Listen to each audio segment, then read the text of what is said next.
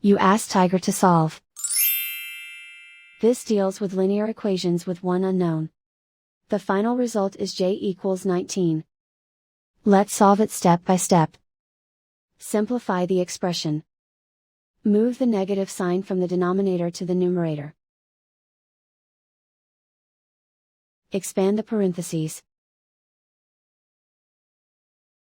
Break up the fraction. Group all constants on the right side of the equation. Subtract 13 over 2 from both sides. Combine the fractions. Combine the numerators. Reduce the zero numerator. Simplify the arithmetic. Convert the integer into a fraction.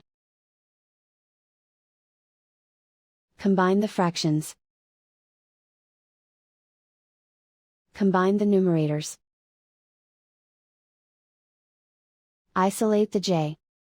Multiply both sides by 2. Group like terms. Multiply the coefficients. Simplify the arithmetic. Multiply the fractions. Simplify the arithmetic. Convert the j into a positive number.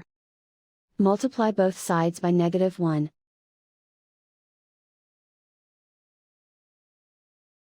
Remove the ones. Simplify the arithmetic. And so the final result is j equals 19.